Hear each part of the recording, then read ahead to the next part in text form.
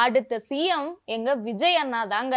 யார பார்த்து தற்கொலைன்னு சொல்றீங்க? பாத்தீங்களா, எங்கனாலதான் ஓட்டு சதவீதமே அதிகரிச்சிருக்குன்னு என்னதான் தாவேகா தொண்டர்கள் சோசியல் மீடியால பெருமை பேசினாலும், நீங்க இன்னும் தற்குறித்தனமா தாண்டா நடந்துக்கிறீங்க. ஒரு விஷயத்த டீப்பா அனலைஸ் பண்றதுக்கு உங்களுக்கு அறிவே இல்லையான்னு தாவேகா தொண்டர்களை போட்டு பொலன்னு பொழந்துகிட்டு இருக்காங்க. உண்மையாவே தாவேகா தொண்டர்கள் சொல்ற மாதிரி ஓட்டு சதவீதம் அதிகமா இருக்கறனால விஜய் சிஎம் ஆகிறதுக்கு வாய்ப்பு இருக்கா? தாவேகா தொண்டர்கள் சொல்றது உண்மையா? அதுக்கு பின்னாடி இருக்கிற உண்மை என்னங்கிற எல்லா கேள்விகளுக்குமான விடைய இந்த வீடியோல பாத்திரலாம். Welcome to the Mathimugam report. நான் சிலம்பு செல்வி. டயா பூஸ்டர் சுகரை கண்ட்ரோல் பண்ணும், உங்க ஆரோக்கியத்தை மீட்டு தரும். சர்க்கரையை கட்டுப்படுத்துறதுக்கான எளிமையான வழிமுறை, இயற்கையான வழிமுறை. அனைத்து மருந்து கடைகளிலும் கிடைக்கும். 2026 சட்டமன்ற தேர்தல் விறுவிறுப்பா நடந்து முடிஞ்சிருச்சு. மொத்தமா 234 தொகுதியில ஒரே கட்ட தேர்தலா நடந்துச்சு. அதுல இந்த முறை பாத்தீங்கன்னா 4023 வேட்பாளர்கள் போட்டியிட்டாங்க. 75,000க்கும் மேற்பட்ட வாக்கு சாவடிகள் இருந்துச்சு. குறிப்பா இந்த தேர்தல்ல எந்த தேர்தலை இல்லாத மாதிரி பெண்களோட ஓட்டுங்கிறது ரொம்ப அதிகமாயிருக்கு. பெண்களோட ஓட்டு மட்டுமே 85.76%. அதுல ஆண்களோட ஓட்டு 83.51% பேர் தான் வாக்களிச்சிருக்காங்க. தேர்தல் ஆணையம் என்ன சொல்லியிருக்காங்கன்னா, இந்தியா சுதந்திரம் வாங்கினதுல இருந்து தமிழக வரலாற்றிலேயே இல்லாத அளவுக்கு இந்த தேர்தல்ல ஓட்டு சதவீதம் அதிகமாயிருக்குன்னு தேர்தல் ஆணையமே சொல்லியிருக்காங்க. ஆனா அதுல ஒரு ட்விஸ்ட் இருக்கு. அது என்னன்னு போக போக உங்களுக்கே ரிவீல் ஆகும். அதிகமா எந்த மாவட்டங்கள்ல வாக்கு சதவீதம் அதிகமாயிருக்குன்னா, கரூர், சேலம், தர்மபுரி, ஈரோடு, நாமக்கல் மாவட்டங்கள்ல வாக்கு சதவீதம் அதிகமாயிருக்கு. இந்த 5 மாவட்டங்கள் தான் வாக்கு சதவீதம் வாங்கினதுலயே ஹையஸ்டான மாவட்டம். நீங்களே யோசிச்சு பார்த்தா தெரியும், இந்த 5 மாவட்டங்கள்ல மெஜாரிட்டி எல்லாமே கொங்கு மண்டலத்தோட தான் இருக்கு. அடுத்து வாக்கு சதவீதம் கம்மியா வாங்கின டாப் 5 மாவட்டங்கள் எதுனா கன்னியாகுமரி, சிவகங்கை, ராமநாதபுரம், திருநெல்வேலி, நீலகிரி.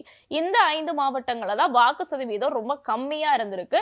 சோ இதுல முக்காவாசி எல்லாமே தென் மாவட்டத்தை சேர்ந்ததா தான் இருக்கு. எப்போதும் போல இல்லாம இந்த தேர்தல்ல 4 முனை போட்டிகள் இருந்துச்சு. அதுல சிஎம் ஸ்டாலின் அவர்கள், நாம் தமிழர் கட்சி சீமான், எடப்பாடி அவர்கள், தாவேகா தலைவர் விஜய் அவர்கள் போட்டியிட்டாங்க. இந்த 4 தொகுதி, அதாவது சிஎம் ஸ்டாலின் அவர்கள் கொளத்தூர் தொகுதியில போட்டியிட்டாரு. அந்த தொகுதியில 86% வாக்கு பதிவாயிருக்கு. அதுக்கடுத்து விஜய் 2 தொகுதியில போட்டியிட்டாரு. அந்த 2 தொகுதிகள்ல பெரம்பூர் தொகுதியில 89%, திருச்சி கிழக்கு தொகுதியில 81% ஓட்டு பதிவாயிருந்துச்சு. அதுக்கடுத்து எடப்பாடி தொகுதியில 91%, சீமான் போட்டியிட்ட காரைக்குடி தொகுதியில 73% வாக்கு பதிவாயிருந்துச்சு. சோ ஆக மொத்தத்துல விறுவிறுப்பா எலெக்ஷன் நடந்து முடிஞ்சிருச்சு. சோ இந்தியா சுதந்திரம் வாங்கினதுல இருந்து தமிழ்நாட்டு வரலாற்றிலேயே முதலா இந்த தேர்தல்ல தான் ஓட்டு சதவீதம் அதிகமாயிருக்குன்னு சொல்றாங்களே, அது உண்மைதானா? ஆமா, உண்மைதான். ஆனா இதை வச்சு விஜய் அவர்கள் சிஎம் ஆகிறதுக்கு வாய்ப்பு இருக்கானா? வாய்ப்பு இல்ல ராஜாங்கிறதா உண்மை. எதனால இப்படி சொல்றேன்னா, சொல்ல உங்களுக்கே புரியும். இந்த எலெக்ஷனுக்கு முன்னாடி தேர்தல் ஆணையம் எஸ்ஐஆர் கொண்டு வந்தாங்க. எஸ்ஐஆர் மூலியமா தமிழ்நாட்டில் இருக்கக்கூடிய ஆல்ரெடி இறந்தவங்க, ஊரை விட்டு போனவங்க, அதே சமயம் டூப்ளிகேட் ஓட்டர் ஐடி வச்சிருக்கவங்களோட எல்லா வாக்குகளையும் கழிச்சிட்டு ஒரிஜினலா இருக்கக்கூடிய வாக்காளர்களை மட்டும் தேர்ந்தெடுத்து ஃபைனலா தேர்தல் பட்டியலை ரிலீஸ் பண்ணியிருந்தாங்க. அதுல நம்ம பார்த்தோம்னா மொத்தமா இதுக்கு முன்னாடி 6,41,14,587 ஓட்டு இருந்துச்சு. இப்போ இந்த எஸ்ஐஆருக்கு அப்புறம் அது 5,73,43,291 குறைஞ்சிருக்கு. சோ ஆக மொத்தத்துல பாத்தீங்கன்னா கிட்டத்தட்ட 97.37 லட்சம் ஓட்டு ரெடியூஸ் ஆயிருக்கு. அது எல்லாமே டூப்ளிகேட் ஓட்டுன்னு தேர்தல் ஆணையம் சொல்லியிருக்காங்க. சோ இதுல அந்த இறந்தவங்க, இடம்பெயர்ந்தவங்க, அப்புறம் இரட்டை பதிவு உள்ளவங்க எல்லாம் போயிட்டு 100% தூய்மையான வாக்கு இருக்குன்னு தேர்தல் ஆணையம் சொல்லி இருந்தாங்க. அதன்படிதான் நம்ம இந்த இப்ப அதிகமா இருக்க வாக்கு சதவீதத்தை பார்க்கணும். சோ சிம்பிளா சொல்லணும்னா, ஓட்டோட சதவீதம் தான் அதிகமா இருக்கே ஒழிஞ்சு ஓட்டு எண்ணிக்கை, அதாவது வாக்காளர்கள் ஓட்டு போட்டது அதிகமாகல. ஏன் அப்படி சொல்றேன்னா, ஏன்னா கடந்த கால தேர்தல்களை ஒப்பிட்டு சொல்லும் போதுதான் உங்களுக்கு அது கரெக்டா கன்வே ஆகும். 2006 பிளஸ் 2001 இந்த 2 தேர்தலை கம்பேர் பண்ணி பாக்குறப்போ 2006 தேர்தல்ல 48 லட்சம் பேர் அதிகமா ஓட்டு போட்டிருக்காங்க. அதுக்கடுத்து 2016ஐயும் 2011 தேர்தலையும் கம்பேர் பண்றப்போ 2016 தேர்தல்ல 64 லட்சம் பேர் அதிகமா ஓட்டு போட்டிருக்காங்க. ஆனா அதே இப்போ நம்ம 2021 2026 தேர்தலையும் கம்பேர் பண்ணி பாக்குறப்போ வெறும் 25 லட்சம் பேர் தாங்க அதிகமா ஓட்டு செலுத்தியிருக்காங்க. ஆனா நம்மளுக்கு இதுல என்னன்னா, இந்த எஸ்ஐஆர் வந்தனால தேவையில்லாத அந்த டூப்ளிகேட் வாக்குகள் எல்லாம் கழிஞ்சிட்டனால இருக்கிற அந்த எண்ணிக்கையில இருக்கவங்க மட்டும் ஓட்டு போட்டனால 100% கால்குலேட் பண்றப்போ வாக்கு சதவீதம் அதிகமா தான் தெரியும். ஆனா ஓட்டா பாத்தீங்கன்னா வெறும் 20 லட்சத்துக்கு மேல இருக்கக்கூடிய வாக்காளர்கள் தான் அதிகமா இருக்காங்க. அது மட்டும் இல்லாம ஒவ்வொரு எலெக்ஷன்ல, அதாவது சுதந்திரம் வாங்கினதுல இருந்து இப்ப வரைக்கும் ஒவ்வொரு எலெக்ஷன்லயும் வாக்காளர்களோட எண்ணிக்கை அதிகமாயிட்டே தான் இருக்கு. ஏன்னா இப்ப டிஜிட்டல் வந்துருச்சு, டிவி வந்துருச்சு, ஏஐ கூட வந்துருச்சு. சோ தொடர்ந்து ஓட்டு போடுங்கன்னு எல்லாரும் விழிப்புணர்வு பண்ணி சோ இதனால தாங்க ஓட்டு போறவங்களோட எண்ணிக்கை ஒவ்வொரு எலெக்ஷன்லயும் அதிகமாயிட்டே இருக்கு. சோ அதன்படி பார்த்தோம்னா நம்ம இந்த டூப்ளிகேட் ஓட்டை எல்லாம் கழிச்சிட்டு ஒரிஜினல் ஓட்டுல இருந்து கால்குலேட் பண்ணா வாக்காளர்கள், அதாவது ஓட்டு போட்ட வாக்காளர்களோட எண்ணிக்கை கடந்த எலெக்ஷனை காட்டிலும் கம்மியா தான் இருந்திருக்கு. வெறும் 25 லட்சம் தான் இருந்திருக்கு. ஆனா சதவீதமா பார்த்தோம்னா 85% மாதிரி தெரியுது. சோ இதுதாங்க உண்மையான ரீசன். ஆனா தாவேகா தொண்டர்கள் என்ன பண்றாங்க பாத்தீங்களா, ஓட்டு சதவீதம் அதிகமா இருக்கு, நாங்க தான் அப்படிங்கிற மாதிரி அலப்பற பண்ணிட்டு இருக்காங்க. இன்னுமே உங்களுக்கு புரியும்படி இன்னொரு எக்ஸாம்பிள் கூட சொல்றேன். ரீசெண்டா நம்ம தமிழ்நாடு மட்டும் இல்லாம மேற்கு வங்கத்துல கூட எலெக்ஷன் நடந்துச்சு. மேற்கு வங்கத்துல 2 கட்ட தேர்தல் நடந்துச்சு. அதுல முதல் கட்ட தேர்தல்ல 152 தொகுதிகள்ல எல்லாரும் போய் வாக்களிச்சாங்க. மொத்தமா அங்க 294 தொகுதி இருக்கு. சோ இந்த முதல் கட்ட தேர்தல் வெறும் 152 தொகுதியில மட்டுமே எத்தனை ஓட் பர்சன்டேஜ் தெரியுமாங்க ஃபில் ஆயிருக்கு? 96%. இன்னும் ஒரு 4 இருந்தா அங்க செஞ்சுரியே அடிச்சிருப்பாங்க. சோ மேற்கு வங்கத்திலையும் என்ன சொல்லியிருக்காங்கன்னா தேர்தல் ஆணையம், இந்தியாவிலேயே இல்லாத மாதிரி இந்த தடவை மேற்கு வங்கத்துல அதிகமான ஓட்டு சதவீதம் பதிவாயிருக்குன்னு சொல்றாங்க. இதுல இருந்து நம்ம யோசிக்க வேணாமா, அங்க விஜய் போட்டியிடவே இல்லை, அங்க எந்த விஜயும் இல்லை, அப்படி இருந்தும் ஏன் அங்கேயும் இந்தியாவில் இல்லாத மாதிரி இந்த தடவை மேற்கு வங்கத்திலேயும் ஓட்டு சதவீதம் அதிகமாயிருக்குன்னா காரணம் ஒன்னே ஒண்ணுதான்.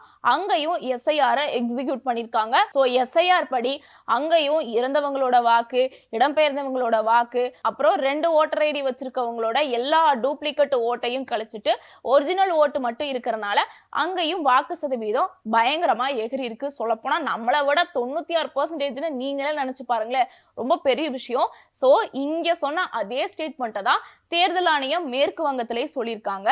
சோ இதுல இருந்து நம்மளுக்கு என்ன தெரியுது, மேற்கு வங்கத்திலையும் எஸ்ஐஆர்னால தான் தொகுதிகள் அதிகமா இருக்கு. அங்க எந்த விஜயும் போட்டியிடல, அங்க எந்த தூய சக்தியும் போட்டியிடல. சோ முழுக்க எஸ்ஐஆர்னால மட்டும்தான் தமிழ்நாட்டுல ஓட்டு சதவீதம் அதிகமா இருக்கு. சரி, ஓகே, தாவேகா தொண்டர்கள் இன்னுமே என்ன சொல்றாங்கன்னா, ஓட்டு சதவீதம் அதிகமாயிட்டனால டிஎம்கே ஆட்சி வர்றதுக்கு வாய்ப்பே இல்லைன்னு சொல்றாங்க. அவங்க சொல்றது உண்மையானா கிடையவே கிடையாது. அதுக்கும் ஒரு ஆதாரம் இருக்கு. அது என்னன்னா, கடந்த எலெக்ஷனை கம்பேர் பண்ணி பாக்குறப்பவே நம்மளுக்கு ஒரு விஷயம் கிளியரா தெரியும். அது என்னன்னா, இந்தியா சுதந்திரம் வாங்குறதுக்கு முன்னாடி வரைக்கும் காங்கிரஸ் தான் ஆட்சி ஆண்டுட்டு இருந்தாங்க. அதுக்கப்புறம் அதை தோக்கடிச்சு டிஎம்கே ஆட்சிக்கு வந்தாங்க. அப்போ எவ்வளவு ஓட்டு பதிவாயிருந்துச்சுன்னா 76.57% ஓட்டு பதிவாயிருந்துச்சு. அதுக்கப்புறம் எம்ஜிஆர் அவர்கள் தனியா கட்சி ஆரம்பிச்சு எலெக்ஷன்ல நின்று ஃபர்ஸ்ட் எலெக்ஷன்லயே சிஎம் ஆனாரு. அந்த எலெக்ஷன்ல 73.47% வாக்கு பதிவாயிருச்சு. அதுக்கப்புறம் நடந்த எலெக்ஷன்லயும் எம்ஜிஆர் அவர்கள் தான் ஆட்சியை பிடிச்சாரு. ஆனா அப்ப எவ்வளவு வாக்கு சதவீதத்தை வாங்கியிருப்பாருன்னு நினைக்கிறீங்க? அவரு வாங்கினார் தெரியுமா கடந்த எலெக்ஷன் 73.47, அதை விட கம்மியா 61.58% வாக்கு சதவீதம் தாங்க வாங்கியிருக்காரு. சோ அதே மனுஷன் 2வது தடவை நின்னப்பவும் வாக்கு சதவீதம் கம்மியா இருக்கு. ஆனா அவரு தான் சிஎம் ஆயிருக்காரு. சோ இதுல இருந்து நம்மளுக்கு என்ன தெரிய வருதுன்னா, இந்த வாக்கு சதவீதத்தை வச்சுலாம் யார் ஆட்சி அமைப்பாங்கலாம் சொல்லவே முடியாது. இதுல இன்னொரு ட்விஸ்ட் என்னன்னா, இந்த தேர்தல், அதாவது கடந்த தேர்தலை காட்டிலும் இந்த தேர்தல்ல 4 முனை போட்டிகள் நிகழுது. திமுக, அதிமுக, நாதக, தாவேகான்னு 4 முனை போட்டிகள் நிகழுது. கடந்த கால அரசியலை ஒப்பிடும்போது நம்மளுக்கு என்ன தெரிய வருதுன்னா, எப்பயுமே ஃபர்ஸ்ட் நிலையில இருக்கக்கூடிய கட்சிக்கு எந்த தேர்தலையும் ஓட்டு பெருசா அடி வாங்காது. ஏன்னா அவங்க ஆல்ரெடி ஆட்சிக்கு வந்து சில நலத்திட்டங்களை செஞ்சு மக்களை கவர்ந்து இழுத்து வச்சிருப்பாங்க. இதே அடுத்த கட்டத்துல இருக்காங்க தெரியுமா, 2வது 3வது இடத்துல, அவங்களுக்கு தான் பெரிய அடிவாங்கன்னு சொல்லப்படுது. சோ அதன்படி பார்த்தா விஜயோட வருகைங்கிறது அதிமுக, நாதக தான் பயங்கரமா பாதிக்கப்படுவாங்க. ஏன்னா அவங்க கிட்ட இருக்கக்கூடிய வாக்குகள் தான் தாவேகாவுக்கு போறதுக்கு நிறைய சான்சஸ் இருக்கு. சோ அதனால மிஞ்சி போனா தாவேகா 3வது இடத்துக்கோ இல்ல 4வது இடத்துக்கு கூட வரலாம். கண்டிப்பா ஃபர்ஸ்ட் இடம், அதாவது சிஎம் ஆகிறதுக்கு வாய்ப்பே இல்லைன்னு தரவுகள்ல இருந்து நம்மளுக்கு தெரிய வருது. சோ அதனால தெரிஞ்சுக்கோங்க அணில் குட்டிகளே, இனிமே தாவேகா தான் ஆட்சி ஆளும் நினைக்கிறதெல்லாம் தப்பான கணக்கு. சோ வெறும் வாக்கு சதவீதத்தை வச்சு மட்டும் கால்குலேட் பண்ணாதீங்க. ஓட்டு எவ்வளவு வந்திருக்கு, கடந்த தேர்தலை காட்டிலும் இந்த தேர்தல்ல 20 லட்சம் தான் ஓட்டு அதிகமா இருக்கு. சோ ஒவ்வொரு எலெக்ஷன்லயும் 60 லட்சம், 40 லட்சம், 25 லட்சம்னு வாக்கு அதிகமாயிட்டே தான் இருக்கும், கம்மியாகிறதுக்கு வாய்ப்பு இல்லை. அது மட்டும் இல்லாம இதுக்கு முன்னாடி நடந்த எலெக்ஷனை காட்டிலும் இந்த டைம் 20 லட்சம் தான் அதிகமா இருக்கு. ஓகேவா? சோ அதனால இதை வச்சு தாவேகா தலைவர் விஜய் அவர்கள் ஆட்சிக்கு வருவாங்கன்னு நினைச்சு ஆட்டம் போட்டுட்டு இருந்தீங்கன்னா அது கண்டிப்பா நீங்களே உங்களுக்கு வச்சுக்கிற பல்பா தான் இருக்கும்னு சொல்லி தாவேகா தொண்டர்களை பலரும் சோசியல் மீடியால போட்டு வருன்னு வருத்தெடுத்துட்டு இருக்காங்க. சோ நீங்க சொல்லுங்க, இந்த மாதிரி தாவேகா தொண்டர்கள் நாங்க தான் ஆட்சிக்கு வருவோம்னு நினைக்கிறத பத்தி என்ன நினைக்கிறீங்கன்னு மறக்காம உங்க ஒப்பீனியனை கமெண்ட்ல சொல்லுங்க.